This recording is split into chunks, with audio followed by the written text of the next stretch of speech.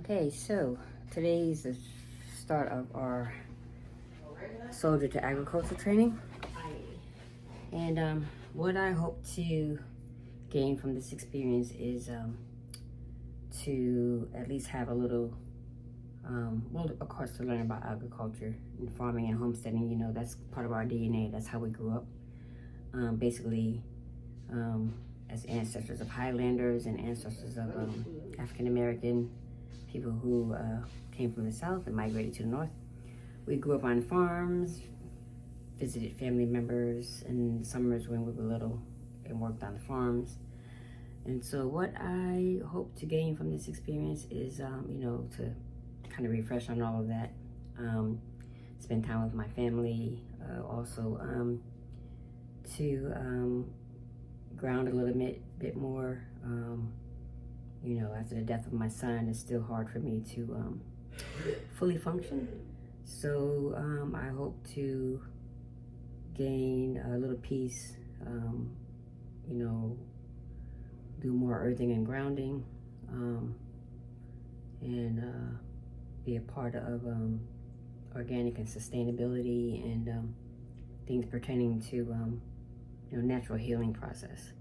So yeah, yeah, and also to figure out how to homestead. You know, I'm reaching retirement age, so this will also give me the opportunity to see how I can, since my son's gone now, you know, I have to figure out how to take care of myself. So this will give me the opportunity to, you know, yeah, figure out how to start my own homesteading, farmstead, home, whatever, and go from there. All right, so we are here. We arrived today for our first day of class, and we are at the Cumberland County Agriculture Center. There you go. So we are ready. We are ready. You ready, sister? I'm ready, and I'm waiting on Stephanie Omega Wiggins. Miss Combat Medic. Sergeant Wiggins. Come on, Sergeant Wiggins. How it go? Today's gonna be a light day. We were so excited, and we rushed out and left our lunch and our hydration on the counter. But that's okay. We're gonna make it do what it do. Today's gonna be a light day. We're just gonna tour a farm today. We're not gonna actually work on the farm today, and we'll just take it from there. Keep you posted. They grew cotton and tobacco and soybeans, and he had a herd of Hereford cows, and hay. But I spent most of my summers working for him, and he paid well, and he had nice equipment. He kept it used. 120 horsepower tractor didn't care if it had a 10-year-old boy on it or a 50-year-old man, as long as you knew how to, you didn't wreck it or bend something up. So I was lucky. I was able to drive and everything. Of course, we worked them pretty hard. The gas tractors he overhauled every year, I think the motors in, because we run them hard. And the tobacco, I hated it, but you had to work in tobacco to get to do everything else. Tobacco was really a lot of grunt work. It was nasty, but it paid well. And about all the teenagers in this area, at least the boys and a lot of the girls, they paid for their first cars and paid for the college, everything. Tobacco paid really well. It was hard, nasty work, but it paid well. And it kept a lot of the small farmers in this area, it kept the families fed. That was their main crop. And everything else kind of added to it. But, so I got it kind of, and Daddy had a little bit. He had 4 acres, and he was always do something. We had hogs and cows and whatever he could pack on that 4 acres. So, and he had a service station, so they didn't have much time at home, so we wound up doing it, and we tore up tractors and everything else. He bought old tractors, and we probably, 2005, that farm started coming up for sale. So we always paid over market, because that's what we had to pay. Not much over market, nothing like it is now, so we were blessed. So we wound up about 127 acres. But I got a good loan, and I'm making payments on it. Every time we feel like we're going to have everything paid for, we get an opportunity to buy some more land. With grow row crops, you really need a large farm unless you're going to do produce. Produce, you probably do something really small and make a living at it. But livestock, you can do small. It's not enough to really make a living at it. But I got my retirement income and I did other things. Hey, so what we've wound up is, through the years, we started out with 2 cows in the 80s. We got 72 down there now. Wow. They're all beef cows. We sold beef there for many years, and then during the last few years, cow prices got so high that had to go where the money was at. And it was barely making it selling beef. You really need to be able to be a very, very good marketer to market your beef. I didn't have any problem selling, but we kept growing. So last year we sold 48 cows. We kind of transitioned from selling freezer beef to selling mainly cow calves. And we're getting a lot for the calves. We're getting almost as much for the calves 7, 8 months to a year old as we were for a cow that we kept 2.5 years. We did grass-fed beef, so we were getting that cow or calf up to about 2.5 years old before we'd process it. And we got our meat handler's license. If any of y'all are interested, meat handler's license is not that hard to get. The main thing, you've got to get it processed, that will put their stamp on it and it's inspected and everything, and then you have a dedicated freezer for it. You're not putting anything else in it, and you got to have some way of monitoring the temperature in it, which can be a simple gauge that you look at once in a while. And then have some type of rodent control. At least once a year. Marvin to visit us. Call me and say, you around the house? Can you? Son, youngest son, did 4-H sheep. So he wasn't interested in sports. The oldest son was a pretty good athlete, but the youngest son had the muscle, but he just didn't have the interest. So we got in showing sheep, and that's how we wound up with sheep. We started out with Suffolk sheep. Those are the ones that are all muscled up. They got the wool and everything. They did good at the 6 shows and then the NC State Fair in the fall of the year. So he started out being last place most of the time. First few years, we didn't know what. He got some nice scholarships. Farm Credit was really good to him. Farm Bureau, and I forgot some of the other organizations that were really. 4-H was really good to him. The North Carolina Agriculture Extension agents helped him out a lot. So it paid for a lot of his college at NC State. So it was very, my oldest boy was a good athlete, didn't get any scholarships, didn't get anything. And the youngest boy, showing sheep, did really well. He got a degree in social science at NC State. So currently we've got since 2005, we've been rotating cows. Back then we had 15 or 20 cows. We kept saving our heifers back, and we kept a closed herd, and we changed out our bulls. That was the least expensive way for us to grow. We've tried to never borrow money on something that could die. Real good at the shows and stuff, but they won't as profitable. They're wool type sheep, so you got to shear them every year. And we got some out here probably need, or no doubt, they need shearing now. But shearing's expensive, and we were never that fast at it. It probably takes us a good 30 minutes to shear a sheep. The clippers run, according to what brand you get. Now they got Chinese knockoffs now. They're about $400 roughly to get a good clipper. Then the blades would dull out anywhere from 3 to 10 sheets, according to how clean they were and how good you were at it. So it's an expensive proposition, and nobody liked doing it here. And the wool has no value unless you got a niche where you're gonna knit stuff out of it, and people will pay you good for it, and then you might do all right. The only time we've ever sold it, we had a young soldier's wife. She must have been in her early 30s. And they had 3 or 4 children. They come out here and she bought every piece of wool I'd saved that year. And back then we probably had 10 bags, 10 50-pound bags. They didn't weigh 50 pounds, but they filled up. And she was making her husband pillows and blankets. He got pretty beat up jumping out of the airplanes and landing. And he had some hard landings, from what I understand. And that natural wool would ease some of his pain and stuff. Awesome. Holistic. Yeah, so she was into that. So, But we didn't. I believe we got $25 for all that wool. I wanted enough to pay the guy that was going to sharpen my blades. I felt lucky I was going to get rid of it. I hate to throw it away. But there's a big demand in this area for rams, young rams, and it's mostly the Muslim population. They love to eat a young ram. They don't want females, not the ones I deal with. They want a young ram, maybe anywhere from 3 to 5 months old. So we transitioned over to Katahdin sheep. And Katahdin, you don't have to shear, you don't have to cut the tail off. All sheep have tails. All the ones I know about have tails. But on the wool sheep, they cut them off because you get fly strike. The fly strike is where they poop, they get diarrhea, or they ate something out there. And we don't do a lot of herbicides except on fence lines, so they might eat something that mess up their stomach a little bit, and they start collecting some poop back there. I ain't never seen another animal track flies like a daggone sheep will. And they'll get maggots growing in there. The next thing, them maggots be eating that sheep alive. We had that one time happen to a show sheep we paid a lot of money for.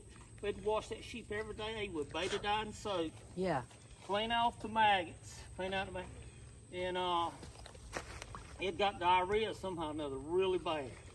And we had to take them off feed. God didn't design them sheep to eat grain. They're designed to eat grass. But if you want to win shows, you're going to get as much feed in them as you can. And somehow or another, them sheep come out of the mountains.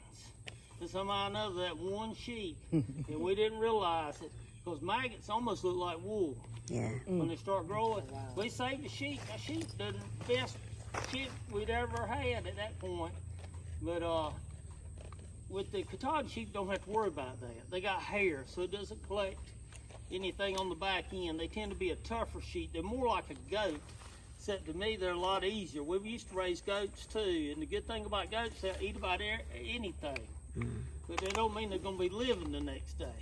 We bury it, the next start dropping goats. And the guy said, well, it's a little bit green. We fed it to the cows, it won't no problem, but there won't no hay around. So we had to feed what we could get. We won't starve them to death, but we learned a goat is a whole lot harder animal, at least the ones we had, to keep in. And but there's a big demand for them. There's a big demand for goats in this area. So anyway, we're selling Katahdin sheep. We sold 44 last year, and we sold some used. Got more people wanting to raise Katahdin sheep. Their hair sheds off every year, or should.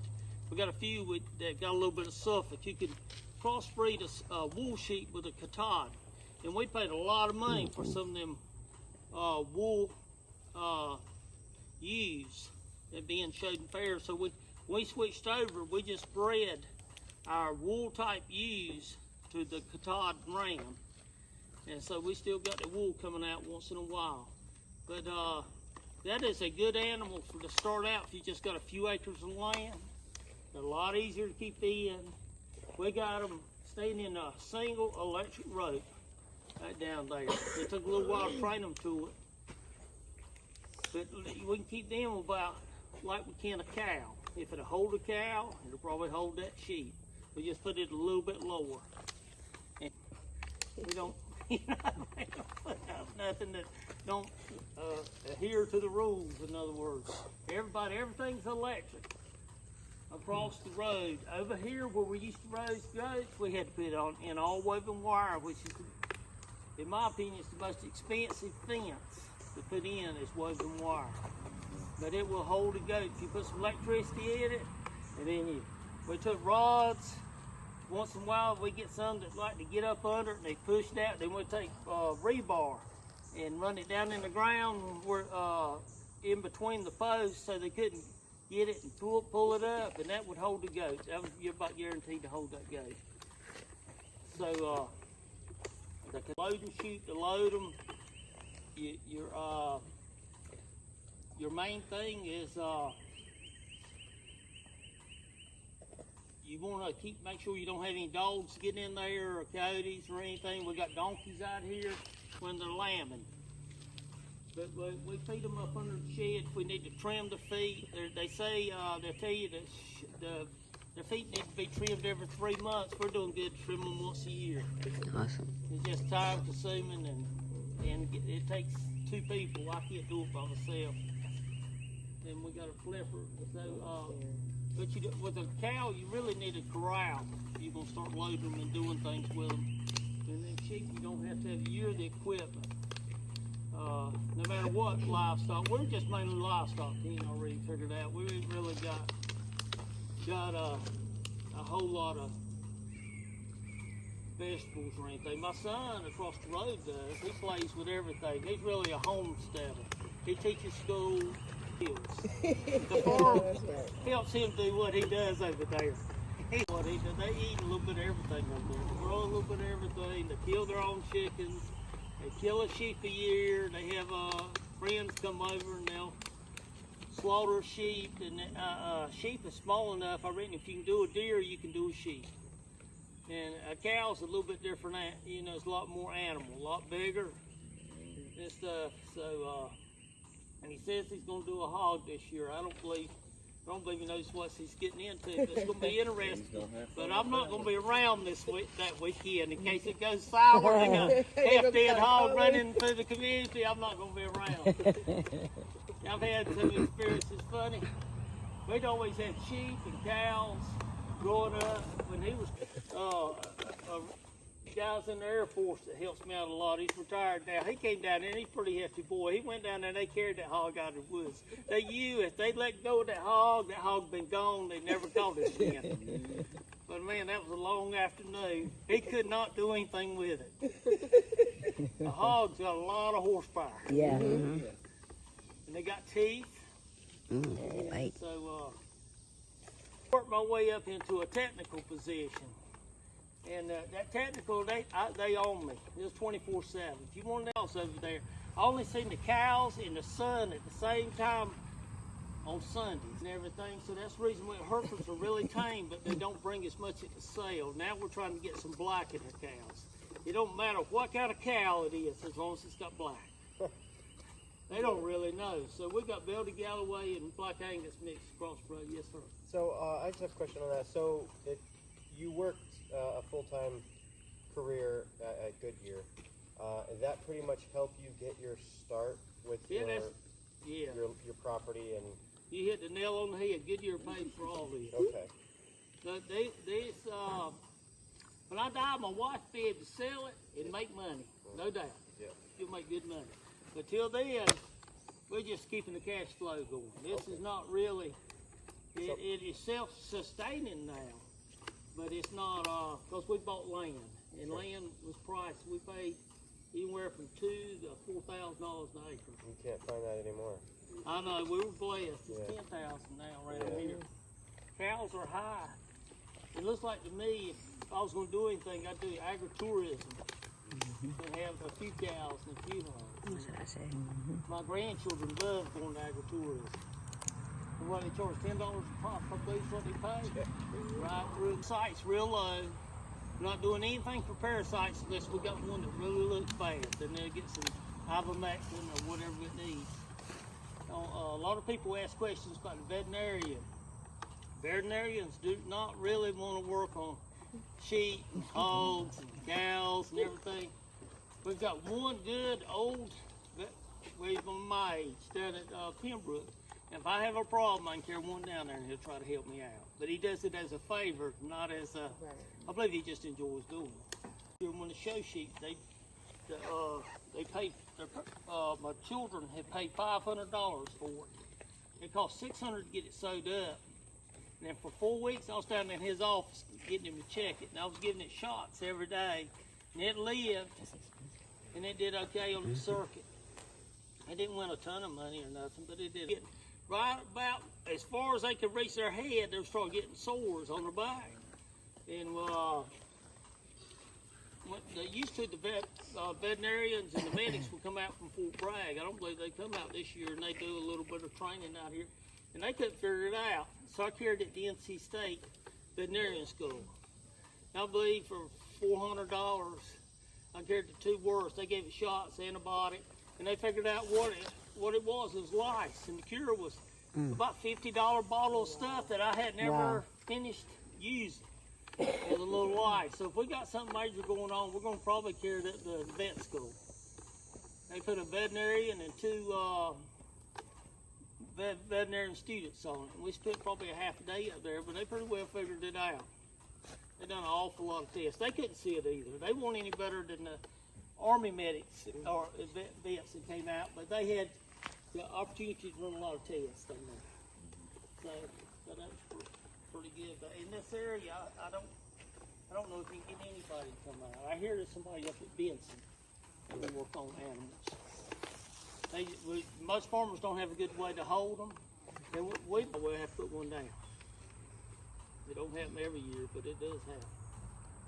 One having usually the worst opportunity is one having a calf that had been real hot, and whatever reason it has problem having a calf. We had to put one down for that since we've been doing it. And we had one to bloat one time. So we're not using herbicides. We're that holistic philosophy. We've tried that, and to a certain extent that is really good, but we're going to have to get into some herbicides. We've got a bitter sneeze weed over there and centipede. They're going to take over the whole farm. So I've got, and on ditch banks, I used to spend a week or two with a weed and 2,4-D. And days over. So I believe in all that. On the cow pastures, we haven't used any herbicides. So we're using no-till. You're supposed to be able to hold your water and all that, and a lot of that's good. But there's a few negatives to that too. When you look at all these YouTubes, everything's positive. They never have a bad day. They never have anything die. They never had all these weeds pop up. Yeah, right. But that ain't a lot of that YouTube is not real life. No. And it's good. You're taking this program, so you're gonna get a true look at stuff. I think it's the way to go. I think there's no better place than a farm to grow children. Amen. I don't believe there's any better place to grow. We got our grandchildren. Our children grew up. Now, the few hogs, they're just for in the show in the Cumming County Fair and the State Fair. We just started doing the hogs. We've been doing the Cumming County Fair, I believe, 2 years. This will be the 3rd year we're going to try the State Fair with them. The grandchildren, I don't know if they'll make any money or not over what they pay for the hogs and what we're spending on feed and everything. But hogs is something. When I was first started out over here, we raised hogs. We run them through the woods. We raised feeder pigs and everything. Feed was about $9 a hundred. It's probably $40 a hundred. Now it's depending on what percentage. 14% hog feed is $25 a hundred, and then 17% is $27 per hundred. That means per 100 pounds. So it's 27 cents a pound or 25 cents a pound. That's if you're buying it from an actual feed mill, and they're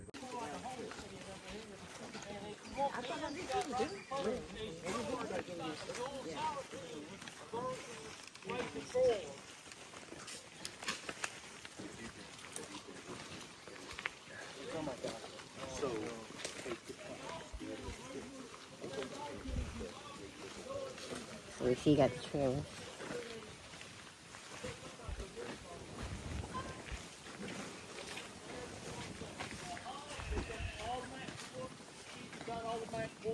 There's all kinds of automatic waters out there. Joe walked through here and walked out the other way. It's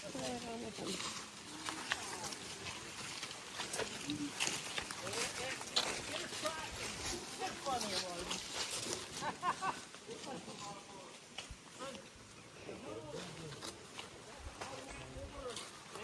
It's running out of the top of it. There's got a nipple and it's got a cow water on top of it. Automatic flow to fill it up. And then the sheep have got automatic flow. Those are real simple. NRCS didn't pay for any of this. This is all my old version. You pick up at Tractor Supply or Agri Supply, whatever. We're putting a scoop or two of mulch every. Do you rotate the hogs at all? No. No, just let it. He's like, I'm so happy in my mud bath. Ooh, wee. I'm so cool now. Oh, so cute they are, girl. Thank you, Mom. They sent you. She likes the pink pig, Steffi.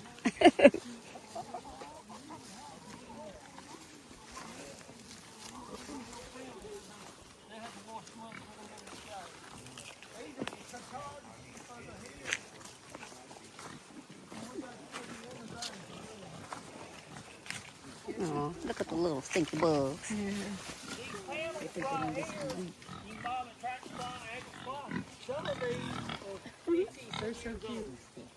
Some of the old bent ones, daddy bought when I was 16. Put on the shelf. I remember going to get them. Lady, They usually don't have horns. They normally a lamb around for us, December, January, February, and the following year, On this one. yeah, we don't take the tails off, because they don't collect all the poop on the back. Don't never cut anything off unless you have to. And these are the sulfur sheep over here. These are the high dollar red sheep. oh, there's a The cute reason one. we got them in the pens like this is because the youngins have to catch them and the water break them. And when they grow probably a little bit better.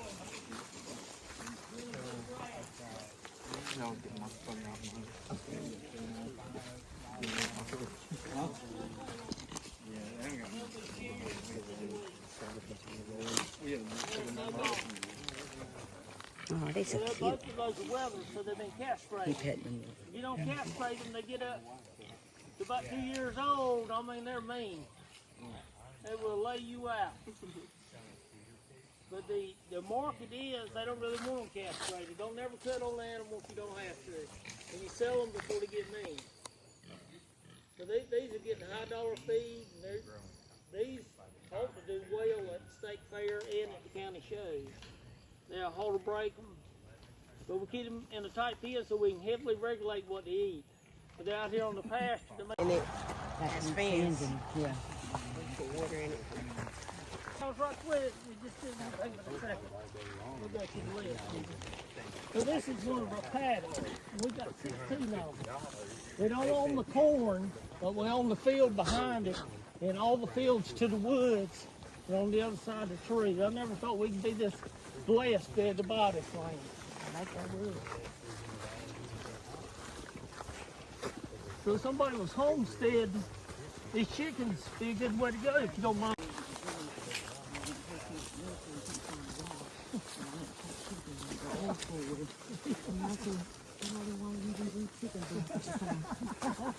Amazing.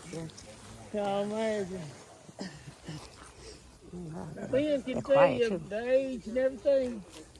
You want to give them a brief summary of what you're doing here? I'm not the guy who really thought this through. Joel Salatin is. And to be honest, this doesn't look like it does and it does not look like a Joel Salatin chicken tractor. It does in the sense that it's a flat box that you move really easily around. If I were to do it again, I would probably just look exactly at what Joel Salatin did and build his exact copy. His has 10 on one end in there. What I have here is me and my wife sat down and we were trying to figure out the cheapest way we could build a chicken tractor.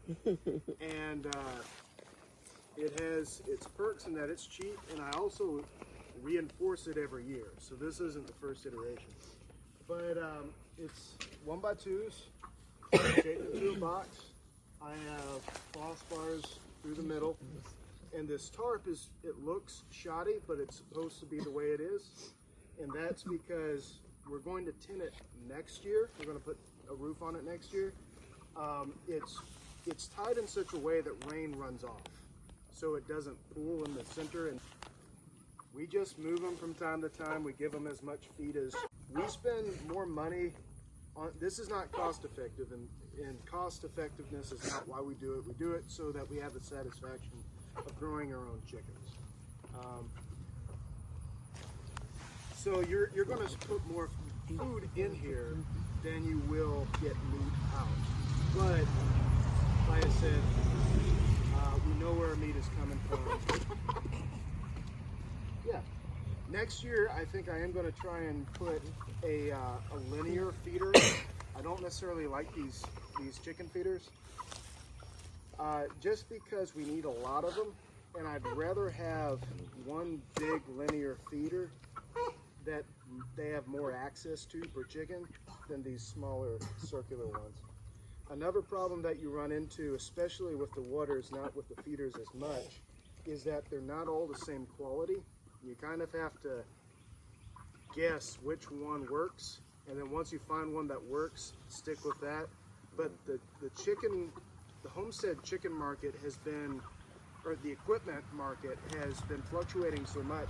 I noticed that if I go back to Tractor Supply, they don't always have the same chicken water or feeder, and that's really frustrating. Because like this one, this works really well, but they don't always have it in stock. But I always try and find this one because out of all the ones I've tried, this works the best. Automatic dog waterers, those work really well, at least for my laying hens. I haven't tried it on a mobile operation like this. I don't know how moving a hose around, you would have to make sure you have enough hoses to pair with them to make sure you can actually. No man, we have some laying hens in the back. So the laying hens, okay, good. So the first chicks you got, did you buy from Parkton Supply, or you got them from somewhere else? Jumping down.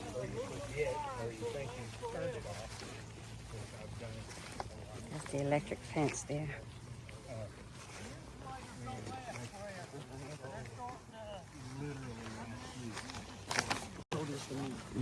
Stay off the fence. And I was like, you know, it might not be on, but I ain't.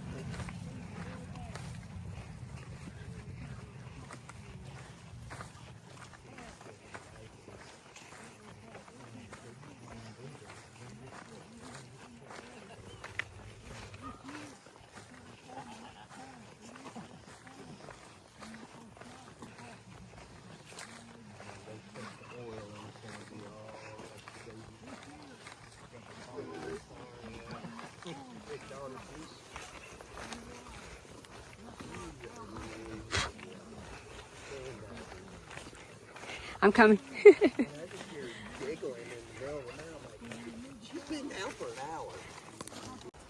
That's a deep well. That's the only thing they will help you pay for. If you want, what we'll do is look at the water with the well. Are you concerned about the PFAS in this area?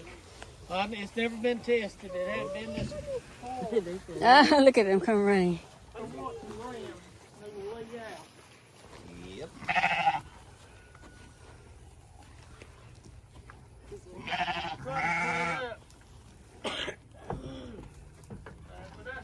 Oh, wow, okay. That's about all what all your wells gonna look like. You got your drain, your pumps down in the ground, and your controls.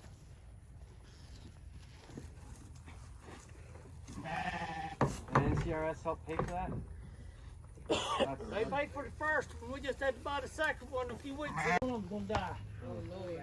So we got a lot of cleaning up to do down here, but they cleaned up. We don't. Whenever we put down water, we always buy a lot of extra pipe. Yeah. And then we got the store. But here's the warm water. So cute. Look at him. He done got away. He got out. He gonna follow us now. Another stuff, you ain't got a whole lot of money. It might take you years to ever get NRCS to help you out. That black roll pipe. You drive over. Yep. You can change your mind and move it. The problem is during summer it gets super hot. It's got hot water up there too. He runs it for a while. But we got a shallow well up there. The deep well punches so much.